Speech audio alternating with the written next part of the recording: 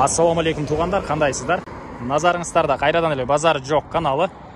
Бүгін 22 июль 2022 жыл мен Чүй областы Панфилов району Панфилов айылында жүрөм туғандар. Ушул жақтан бир сатылуучу үй бар екен, ошол жөнүндө сиздерге маалымат берейин деген.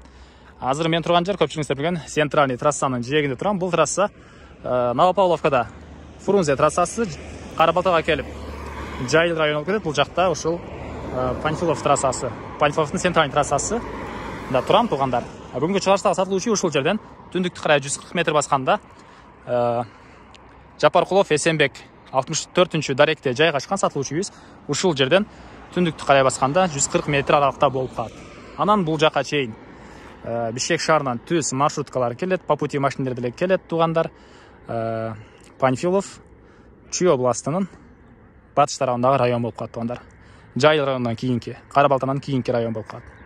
Анда мен сатуучуга карай жол алдым туғандар. Сиздер лайктан басып, өз оюңуздарды комментарийге жазып туруңуздар. Мынакей туғандар, келүү жолун көргөзгөнчө бүгүнкү чыгарыштагы сатылуучу үйгө да жетип келип калдым. Жанакы жол менен түз түшүп эле оң тарапка кайрылганда катардагы экинчи үй болуп калат. Дареги Жапаркулов Эсенбек 64 туғандар. Бул мына көчө тараптан көрүнүшү, көрүп тургансыздар, көчө тараптан ондай забор менен тосулган, көрүп тургансыздар, ворот орнотулган. Жана бул жагында склад, сарайлар бар экен. Мектеп жөнүндө айтсак, жакын жерде мектептер бар, жөө эле кенен барып келесиздер. Садиктер да жакын эле жерде бар экен. Жанакы асфальттан видеонун башында айткандай 140 метрдей аралыкта жайгашкан тугандар. Андан ары короосуна келгенде калган маалыматтарды берейин. Жерин аянты 7 соток. Документтер боюнча кызыл китеп, техпаспорт баары бар экен. Окей, бул короосу бул жагында беди эгилиптир тугандар. Бул жакта узун турасы 15ке жети болгон үй, стенасы бышпаган кирпич туганда, тышкы тараптан мондай не деп коет телефон. Суу бар, свет бар тугандар. Паровой отопление деле бар экен. Андан ары окей, бул алды тарабынын көрүнүшү. Бул жакта бир склад, ортосунда мондай навесин былай тарабы погреб экен тугандар. Анан ал жагына дагы бир сарай бар. Бул жакта баня, төрүндө мал сарайлар, кой үчүн, койлор үчүн, майда мал үчүн жана чоң малдар үчүн да экөө тең бар экен. Азыр сиздерге биринчи жолу бул жактагы үйдүн ички тараптарын көргөзөйүн. Андан соң короосуна чыгып бул жактагы үйлөрдүн, бул жактагы мал сарайлардын маалыматтарын берем тугандар. Окей, бул чоң үйгө кирүүчү негизги эшик ушул жерде орнотулган. Көрүп тургансыздар, ушундай темир эшик тугандар. Киргенде ал тарап мондай веранда. Ушул жерден оң тарапка кайрылсак, бул жакта прихожка тугандар. Чыгыш тараптан пластик терезе орнотулган, потолок гипсокартон экен. Анан ушул жерде отоплениянын котелду орнотулуптур. Бул котел электр энергиясы жана көмүр менен иштейт. Андан ушул жерден сол тарапка кайрылсак, бул жакта кухня тугандар. Потолок пластика, дуалдар обой экен. Пол жыгачтан болгон пол жана ушул жерден оң тарапка кайрылсак дагы бир бөлмө. Потолок натяжной потолок, дуалдар обой. Чыгыш тараптан терезе орнотулган. Мына ушундай көрүнүштү. Андан ары кайра эле бул бөлмөгө чыгып түз өтсөк, бул жакта бир мондай зал бар экен. Дуалдар обой, түштүк тараптан терезе орнотулган, полу жыгачтан болгон пол тугандар. Окей, мына ушундай көрүнүштү. Эми ар бир бөлмөдө отоплениянын батареялары деле бар экен. Эми короосуна чыгайын да калган маалыматтарды берейин тугандар.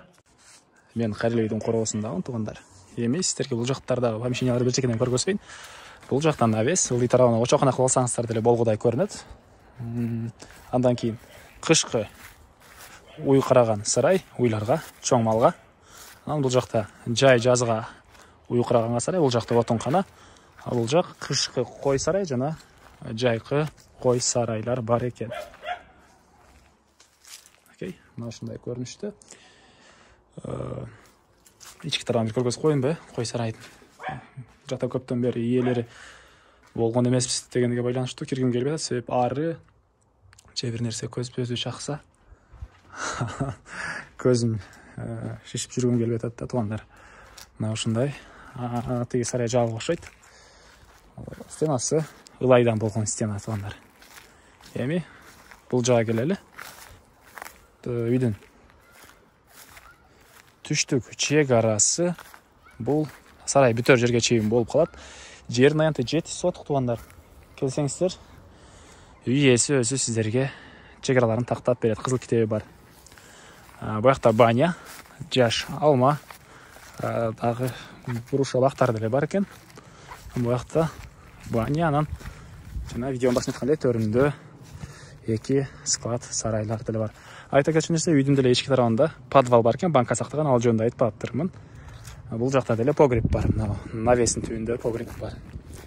Эми айтылбаган баасы эле калды окшойт. Туугандар, бул үйдүн баасына $15,000 деп атышат. Сүйлөшүү болот. Ээсинин номерин экранга калтырам туугандар. Звонок кылып сүйлөшүп көрүңүздөр. Дагы айта кетчү нерсе, бул жагы поле экен туугандар. Мал баксаңыздар деле, мына азыркы учурда уже арпаларын баары оруп алыптыр. Кенен мал жайсаңыздар деле болгодай. Же калсаңыздар жер иштетсеңиздер деле болгодай экен. Мына ушундай туугандар. Негизги маалыматтарды дагы бир жолу эскерте кетейин. Жердин аянты 7 сот, документтер боюнча кызыл китеп, тек паспорттор бар.